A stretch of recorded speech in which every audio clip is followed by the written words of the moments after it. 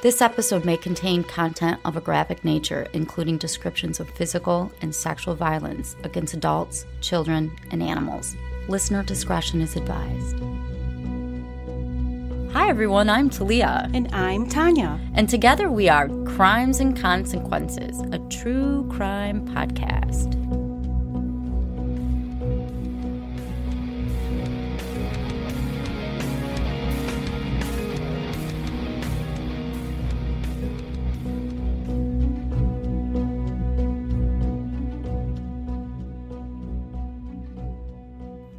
Did I hurt you that night of this incident?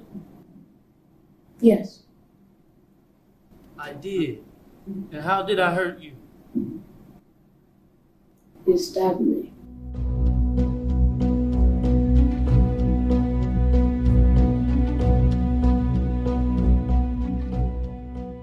Hi, Tanya. Hi, Talia. Welcome back, everybody. I have a really interesting episode that was very difficult for me to write up. I'm sure many of you have heard the Ronnie O'Neal story. I've heard of it. I just don't know all the details. The details are horrifying. I'm sure you've seen clips of the court trial. Oh, yeah. It was insanity. That's a shit show. Mm-hmm. And I've got some of them. But anyway, this is a fascinating story. It's very sad and it's very gruesome.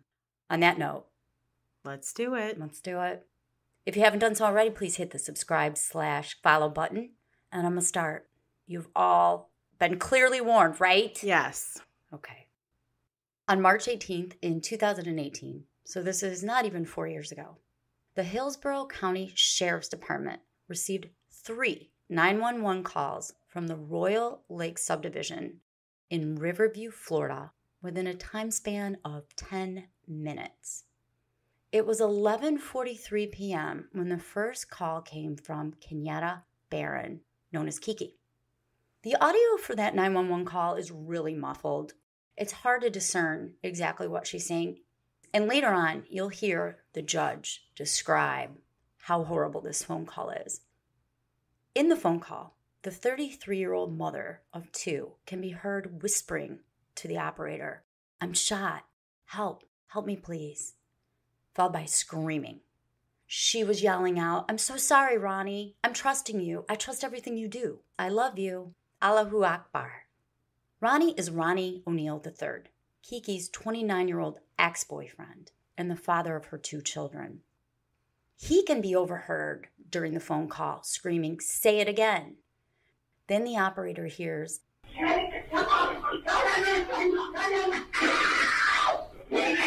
Who did this?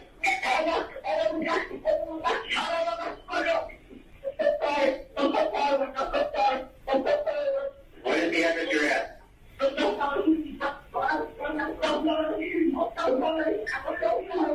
Hello, ma'am. Where's the gun? Who did this?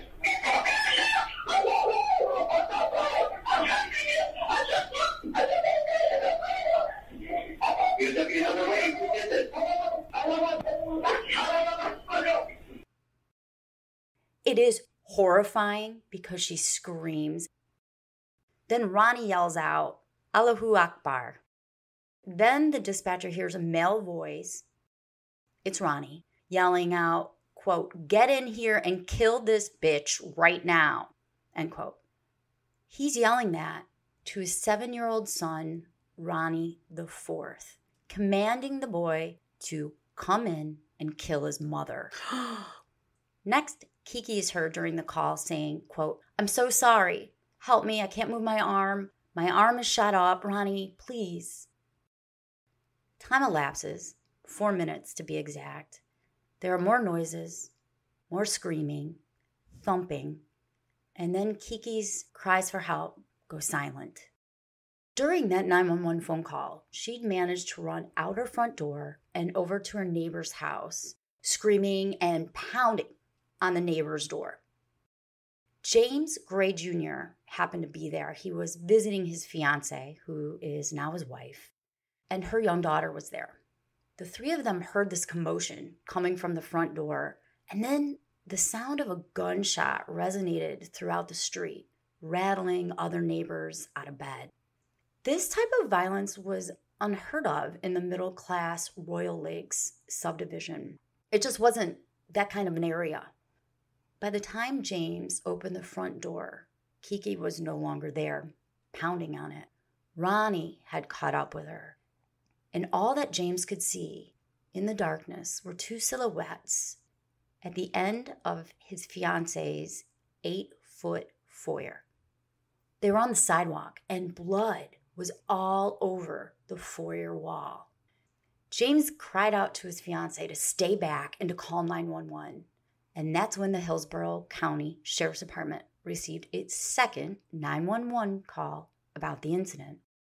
At this point, Kiki was laying motionless, face down on the ground, while Ronnie stood over her, holding onto her left arm. And he started rambling something that James couldn't quite understand. 6 minutes after Kiki first placed her 911 call, at 11:49 p.m., the Hillsborough County Police received their third 911 call from that area. And this time, it was from Ronnie. And here's the call. 911, what is your emergency? Hey, I just been attacked by some white demons inside Kiki. Kiki, her name is Kiki, and she tried to kill me. What's she at? Huh? After making the call, Ronnie ran back inside the family home while James ran to the aid of Kiki, who was bleeding out on the sidewalk, basically. It's like a foyer. It's described as a foyer, and it's described as a sidewalk. James remained with Kiki outside until the paramedics arrived. Unfortunately, between the time she first placed her call and the time the paramedics arrived, Kiki died. Oh. Inside Kiki's home, Ronnie continued his campaign of terror, targeting his two children, little Ronnie and little Ronnie's 9-year-old sister, Renivia. These two poor children witnessed a prolonged attack on their mother by their father only minutes earlier, and were in that house just praying for someone to save them from this nightmare. And then their dad walks back in. Oh, no. Renivia, her nickname was Nivy, she'd already experienced more challenges than most children in her 9 years of life. She was born premature at 28 weeks. As a result, she was a paraplegic with cerebellar hypoplasia and autism. Her mother, Kiki, did everything in her power to enrich Renivia's life and help her reach her full potential. She was a great mom. She made sure her room was fit for a princess. Aww. In fact, there were Disney princess stickers all over it. And she would send Renivia off to school. And Renivia went to a special school for her specific needs, with super large bows in her hair that always matched her outfit. Oh, how adorable. Renivia was described as a happy child who, although was nonverbal, she was still able to use some sign language, and that's how she communicated with little Ronnie, who absolutely adored his sister. At school, Renivia was recognized with an award for her positive attitude. And I think she's a testament to how life can deal you a bad hand. And although her life was difficult, she made the most of it and didn't seem to let it bring her down. Kiki tried really hard to make her home a very loving home. On her fridge, she had 4 magnets. They said faith, hope, family, and love. And now those magnets had blood spatter all over them. Inside the home, after killing Kiki, Ronnie immediately targeted Renivia. She was now left at the mercy of her once very loving father, a man who was about to commit the ultimate betrayal of her trust. And unlike her mother, she couldn't run away. She couldn't move. Ronnie attacked his daughter, and when he finished with her, he turned his attention to little Ronnie and continued the massacre on his family. It would be just after midnight when the Hillsborough County Sheriff's Department arrived to the 3-bedroom stucco ranch located at 13248 Pike Lake Drive. When they got there, Kiki was found laying face down on the sidewalk, wearing only her tank top, underwear, and socks, which were completely covered in her blood. Her face evidenced a brutal beating. Pieces of a shotgun, including the barrel, the wooden stock, and the mechanical components lay within feet of her. The barrel was bent from the beating that she took. He beat her with the shotgun? Yes. Oh my God. It was clear to first responders that she was gone. There was no saving her. It had been Kiki's kind heart that ultimately led to her demise. And I read a whole bunch of articles in which everybody implied that Kiki and Ronnie were boyfriend and girlfriend. But that is not accurate at all. Although their relationship had been on and off for years, at this point in the story, it was just off. There was no romantic feelings towards each other. In fact, Ronnie had fathered a son. He had a small, brand new baby by another woman named Aisha Robinson. Kiki had only let Ronnie move into her house because she felt sorry for him. Less than a year earlier, Ronnie was the victim of a random, near-fatal drive-by. It took him quite a while to recover from that, and after his release from the hospital, neither Aisha nor his family or any of his friends would give him a place to stay. So Kiki did. Against the urging of her family, they were like, don't let him in. And there has to be a reason why nobody else wanted him to live with them either. Unlike Ronnie, Kiki had her life together. She had a job and she was attending college. Ronnie, on the other hand, had no steady income. He had tried to get into the Marines, but he failed the entrance exam. After failing the Marine entrance exam, he just ended up working odd jobs. Like he was a truck driver, and he worked at a casino, but he was often unemployed and spent a lot of his time recording hip-hop music in a makeshift recording studio that he set up in the garage. So he was going to be a star. I guess, in his own mind. And ironically, he is well known now, but not for the right reasons. Although he had no career and he had no steady income, he was a devoted father. And he spent a lot of time doting on his children, which makes this story really surprising to me. There was no history at all of Child Protective Service intervention or anything I could read that said anything negative about him as a father before this horrible night. There were no indications in the previous months or years that Ronnie could be capable of such a horrific massacre. I haven't even gone into all the details yet, but it's a bloodbath. The police had been called to Kiki's home once before, and that was in May of 2015. So that was about 3 years before this incident. And that was over some really stupid incident in which Ronnie and Kiki had been arguing back and forth about his use of her car. At some point, he took a car jack and he threw it in the windshield and yelled at her that if I can't drive this car, no one can. So that's the extent of their relationship as far as any involvement with the police. I know Ronnie had been arrested for weed a couple times, but neighbors and relatives deny ever having any cause for concern in regards to violence in the home. He didn't have any history of mental health issues or substance abuse issues or even erratic behavior. However, after he recovered from that nearly fatal drive-by shooting, Ronnie changed. Although he was raised a Baptist and he sang in the church choir as a child, he became a devout member of the Nation of Islam. And he'd recently been pressuring Kiki to join, which is something she was absolutely 100% not interested in. On the night of the incident, when the police and firefighters arrived to the scene, all the lights in the home were off. But a minute later, an officer observed a dim light coming from the corner of the home, and the light grew brighter really quickly. Law enforcement realized that a fire had been started in the home. And at that point, they decided, okay, we got to get in. Forget a warrant, forget the risks. We're going into this house. And they ended up breaking the front door down. When they did so, they yelled for anybody inside to get out. And one firefighter, His name was David Foster. He later testified at court. I could see a faint orange glow somewhat off to my left. The main living room was engulfed in flames. He dropped to the ground and he began crawling through the home. He started slipping. He looked down. And I realized that the floor was covered in blood. The house's floor was just covered with blood. Knives were all over the floor, and as he crawled through the kitchen, he could see that one of the kitchen drawers was open.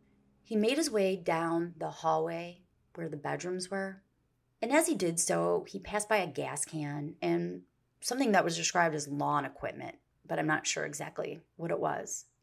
As he was crawling farther down the hallway, he passed by a closed door, and he could feel this intense heat coming from the other side of the door, and he knew there had to be a second blaze going on in that bedroom. But the smoke was blinding.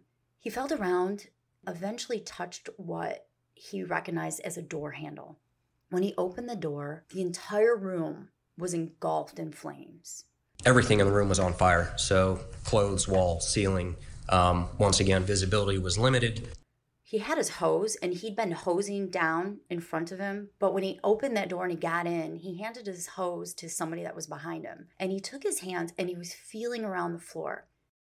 There was this pile of debris, and then he could feel under the debris what appeared to be a human leg.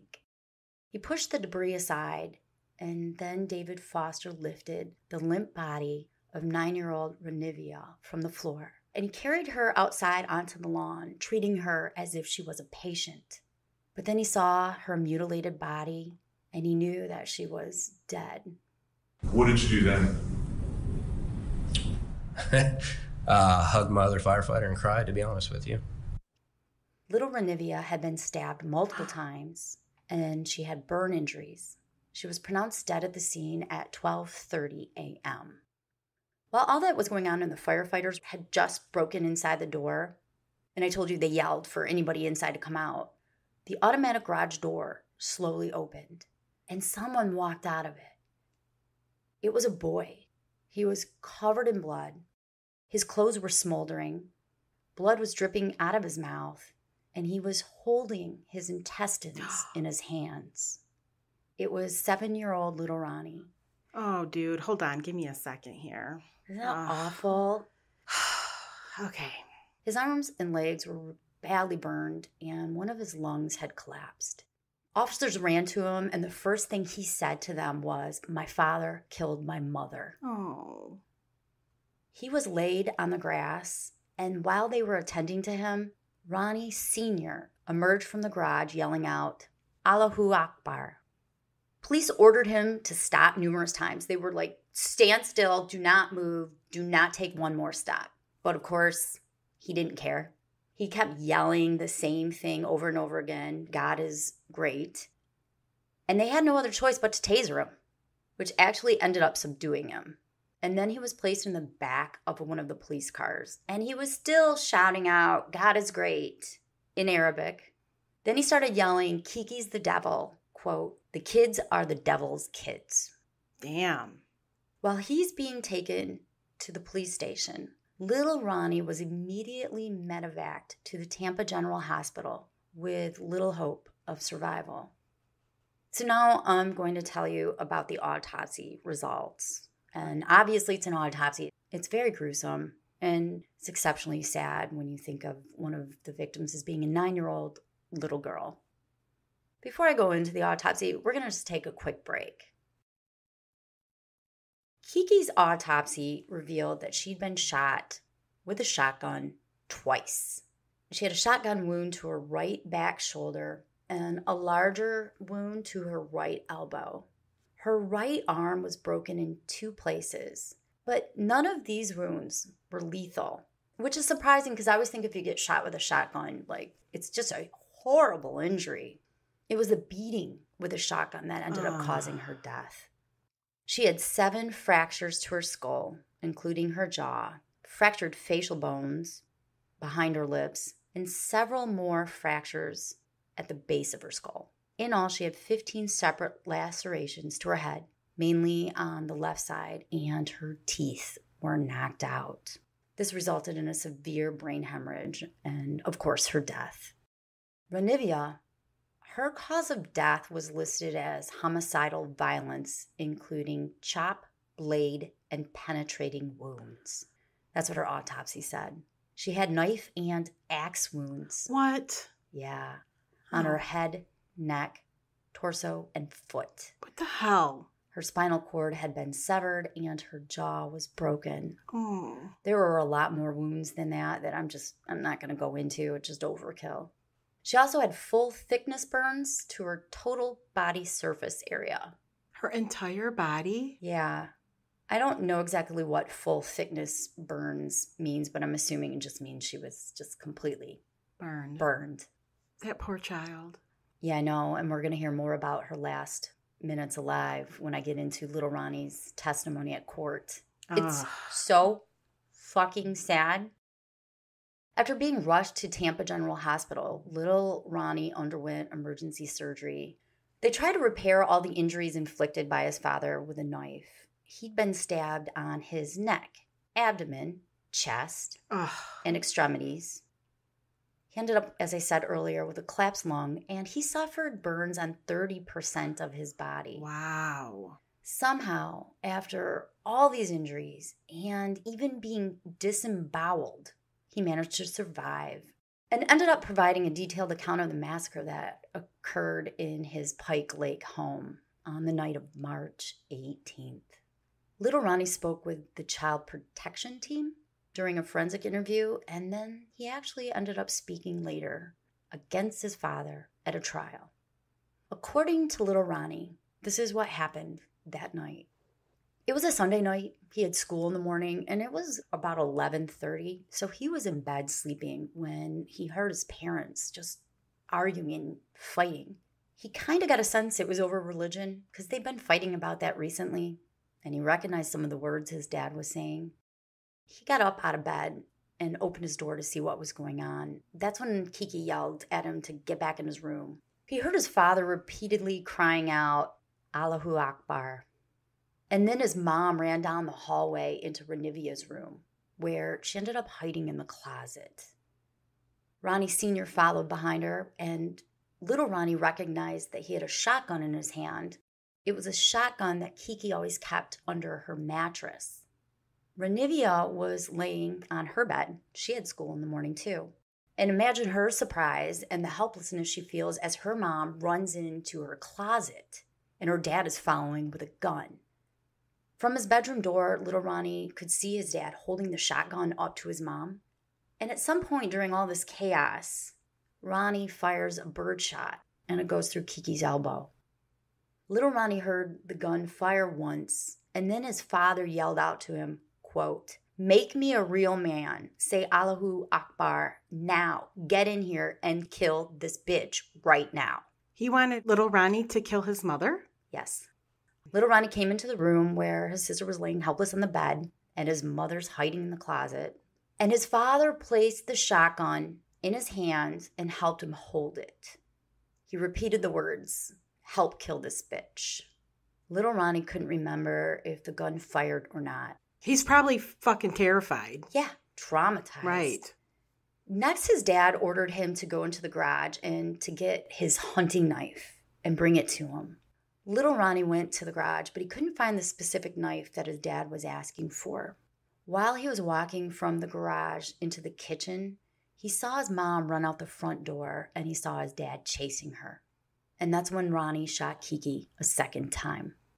She managed to make it to the next door neighbor's house and pounded on their door. But Ronnie grabbed her, he knocked her to the ground, and that's when he beat her in the head at least 15 times with a shotgun. As Kiki lay dying, Ronnie ran back inside and into Renivia's room. She was still on her bed. He started yelling at little Ronnie to go in the living room, and he commanded him to walk in circles while repeating the phrase, "Allahu Akbar." At some point in the mayhem, Ronnie went into the garage, and he got an axe, and then he re-entered the house, and he grabbed Renivia. From the living room, little Ronnie could see his father take that tomahawk, raise it up, and hit little Renivia in the back. A tear streamed down her eyes. Then little Ronnie saw his dad take the tomahawk for a second time, and this time he hit little Renivia in the back of the head. Her eyes rolled back, and blood was everywhere. Little Ronnie took off running as his father started stabbing Renivia. He ran into the kitchen, and then his father caught up with him, grabbed a knife from the kitchen drawer, and held it to little Ronnie and said, quote, "Don't say a word." Then Ronnie Sr. repeated the words, "God is my father," and viciously stabbed and disemboweled little Ronnie.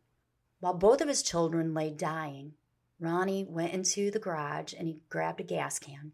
He came back into the house and he doused Renivia with the gas. He took a tissue and a match and he dropped it on her and he set her on fire. Then he spread some gasoline around the house, I believe it was the living room, and lit that on fire. This is truly one of the sickest stories I've ever heard. I feel like I'm going to cry. Just so everybody knows, I cried a lot in this story. So if I come across very cold-hearted, which we get hate mail about all the fucking time, you all don't know what it takes to do this, and to process it and to get to the point where we can share it. So don't judge us, especially if you're listening, because you're listening to True Crime for entertainment. This is just one of the fucking worst things I've ever heard. Seriously. I really feel like I'm going to cry. But there is a beautiful twist to this horrible story. Little Ronnie was adopted by one of the original officers on the case. Oh, really? His name was Detective Blair. And Detective Blair had visited him while he was recovering in the hospital. At one point, little Ronnie was well enough to be released, and he ended up moving in with some relatives, but that didn't work out for whatever reason. And Detective Blair, along with his wife Danielle and their 5 children, PJ, Brittany, Seth, Hunter, Mike, and Madison, all agreed that little Ronnie belonged in their family. And in December of 2018, Ronnie Sr.'s parental rights were terminated, and the Blairs ended up legally adopting little Ronnie. They have what they call their family mantra, and it is, quote, "I'm safe, I'm loved, and I'm part of this family." Talia. I know. As you know, trials take a long time to happen. In 2020, trial preparations were still underway, and there was this pretrial hearing. And in this pretrial hearing, Ronnie says the craziest things, and I couldn't find the actual pretrial hearing, but I have some quotes that I want to share. He tells the judge, quote, "I'm ready to die like B.I.G. That's big. He was actually murdered, just like I'm going to be, right? I was murdered a couple times already before, so I'm cool being murdered again and coming back like big." Oh, fuck off. Yeah, I'm like, what is that? What? Okay. Ronnie chose to ignore the old adage, a man who is his own lawyer has a fool for a client, and he petitioned the court to allow him to represent himself. A Ferretta hearing, that's what it's called, was held to determine if Ronnie was competent enough to decide to be his own lawyer. And it was deemed that he was mentally competent. He could represent himself. Thus, a trial date was set for June of 2021. I would not want to be his defense attorney. Well, yeah. Luckily, he did it himself. I think after what I'm going to play for you in a few minutes, you'll really question how competent he is. In his capacity as acting attorney, Ronnie is entitled to personally cross-examine all of the prosecutor's witnesses, including the lone survivor of his brutality, little Ronnie. He ends up questioning his son about the murder. During Ronnie O'Neal's opening statements, he accuses the police of tampering with evidence and asserts that he murdered Kiki in self-defense. Okay. He claims that Kiki murdered Renivia and attacked little Ronnie, and that he had to kill her to protect his children. He should fucking be ashamed of himself. Ronnie O'Neal makes a lot of promises to the jury regarding the exposition of evidence to back up his claim, but he never presents anything other than his own declarations to support his assertions. Basically, he acts as if he's said it, it's a fact, it's evidence. Here's some highlights of his opening statement. The evidence is going to show that we are under some of the most vicious,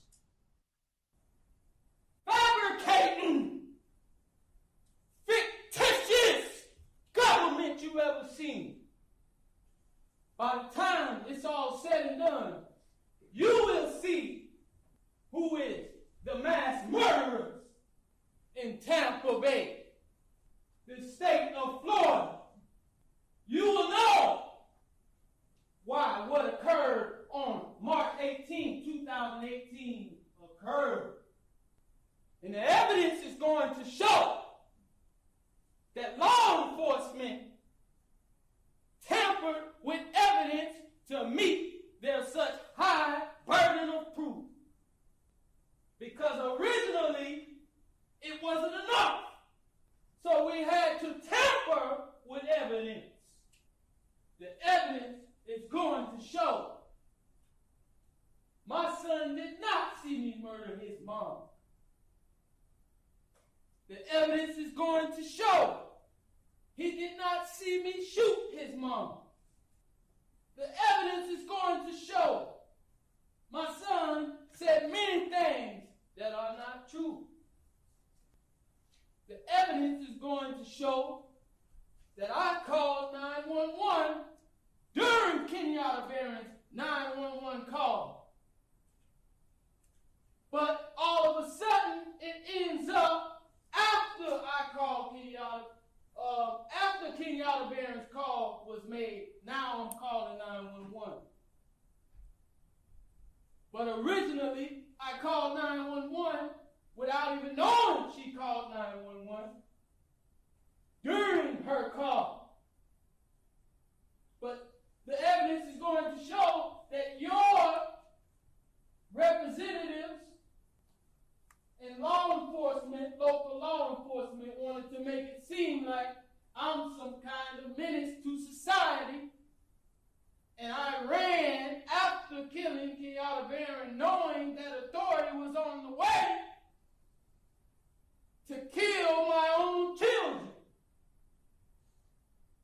I wonder why I would do something like that for no reason. And I'm standing here competent as can be, representing myself today. He does what I do. He makes the word sound like it's a real word, but it ain't. He's like the fabrication of evidence. Like literally. And I'm like, what? So that's a little bit crazy. Yeah, little.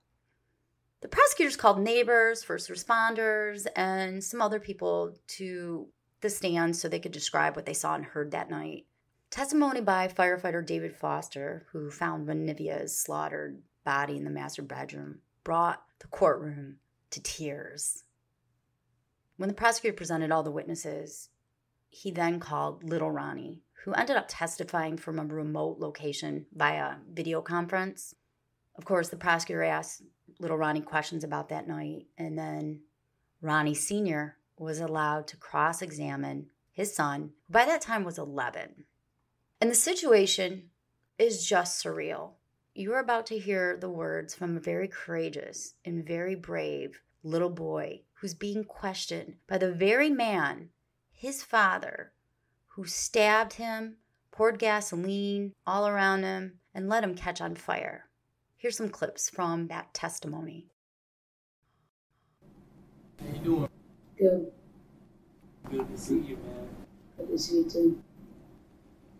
Did you see me beat your mom? No. Did you see me shoot your mom? No. Are you sure? Yes. But you did hear a shot that night. Is that correct? Yes. Do you know where your mom was shot at? And what part of the body she was shot in? Do you know anything about that? You said where she was shot? Yes, sir. Do you know where your mom was shot at? No. You did not see me shoot your mom or beat your mom. Is that correct? Yes. Did I hurt you that night of this incident? Yes. I did. And how did I hurt you? You stabbed me. When you heard that gunshot that night, Was your sister hurt already? Or was she hurt after that shot? She was hurt after that. All right. And what do you remember happening after the shooting with your mom outside? You coming back inside and you getting my sister and then putting her in my parents' room, and then you hit her with an axe. Now you just said that I came back in and took your sister from her room to your mom's room and hit her with an axe, right? Yes. Now, you just said a while ago that I told you to go get some things. What did I tell you to go get? A knife. Now you said that I got some matches or some objects and lit some things on fire. Is that correct? Yes. You saw me sprinkle gasoline over your sister's body. Is that correct? Or you said that I sprayed gasoline everywhere. Is that right? Yes. Is that a yes? Yes. And you said that I had my foot on you and went to strike you or strike a match and set you on fire. Is that correct? Yes. All right, thank you. All right, very Have a good. one, all right? All right, very good. So tell me that's not sad. Oh, man. This is a tough one. After 2 weeks of trial, the prosecutor rested their case, as did Ronnie, but not before giving a very bizarre closing argument in which he continues to say that he was basically framed and it was self-defense, all in one. Oh, okay. It didn't take long for the jury to reach a verdict on June 22nd. They found him guilty of murder, arson, and a whole list of other crimes. So now that he was found guilty, the question is, should he be put to death? A few days later, the jury voted to spare Ronnie from the death sentence, and he was given 3 life sentences plus 60 years. And the reason why the judge believes that he didn't get death is because, I'm going to paraphrase, because the jury thinks he's fucking nuts. She basically says that him being his own attorney probably helped spare his life because it showed him just unhinged. And how pathetic he is. Yes, and unhinged. Perfect. Unhinged. I'm going to play you a clip of his reaction to his sentencing and a bit of what Judge Michelle Sisko, who presided over the trial, had to say. I am not sorry for something I didn't do, and I am not sorry for the things I did do. Mr. O'Neal, All right. Listen, stop. All right. Listen to me. I'm not going to raise your voice again. I'm not going to raise my voice again. I'm not. But I will say, I'm sorry for your loss. 19 years I've been at this job. I've seen human beings killed at the hands of others in every way imaginable. You name it, I've seen it. Shootings, stabbings, drownings, suffocatings, blown apart by cars and DUI manslaughter cases. Horrible things. This is the worst case I have ever seen as far as the facts go. When the person from fire department, when he testified, and when he said that he retrieved the body of Ronnie O'Neal from the home, and all he could do was sob. It took every ounce I had not to start sobbing too. Because there is no way any person with any feeling could have witnessed or seen the photos of what occurred that night and not be haunted for the rest of your life. I know I will be. For the rest of my life, I'll be haunted by what I saw as far as the evidence. The way that Ms. Barron died was horrific, and that 911 call, which captured truly all of it. You heard, and everyone who's heard that 911 call heard a death scream. If anybody ever wants to know what it sounds like before a human being dies, knowing that their death is imminent, that's exactly what it is. That was a death scream. We're going to see if it's true. But what happened to little Ranivia and to little Ronnie, but I'm going to focus on Ranivia because she was special. And you could tell Miss Barron had done everything she could to create a beautiful home for her family. Kenyatta did everything she could. Little Ranivia, she couldn't scream, she couldn't run away, and she witnessed what you did to her mother as far as shooting her mother in the arm with the gunshot. She knew. And the horror that that child suffered, but the pain and suffering that she suffered that night at your hands, unspeakable, absolutely unspeakable. And at the moment, that first time you struck her with that hatchet, and little Ronnie testified that all he could see was tears coming out of his sister's face. At that moment, that child knew. She knew she was being betrayed in the cruelest, most tragic and sorrowful way that a child could ever be betrayed. She was being betrayed by her parent, the one person that should be there to protect their children and love them and keep them from harm. And that was the last thing that child felt before she passed on from this earth, was your utter, cruel betrayal to her. Ronnie O'Neal is one of the bravest souls I have ever come across in my 54 years on this planet. One of the bravest ever, ever. Because she suffered so traumatically. I am speechless, and I know I've been speechless a few times before in episodes, but it's just so terrible. I watched all of the trial that was on YouTube, and I got my information from that, and I also got my information from the autopsy report and some other court records. One was from the Child Protective Services. I can't remember the exact name of the department. So I know that it's all accurate, and I know that it's very, as I said, very, very sad. That being said, Ronnie O'Neal is currently serving out his time in Florida. And it gives me some sort of comfort knowing that little Ronnie is surrounded by a family that loves him and is going to help him, give him all the resources he needs to get over this if he possibly can. So that's the Ronnie O'Neal story. I want to take a second to thank two of our patrons who recommended this, Alana C. and Crystal M. Thank you for the suggestion. That was a pisser, and I'm so sorry. I know. I'm not even going to thank you for that one. I hope little Ronnie gets lots of help and love, and it sounds like he is.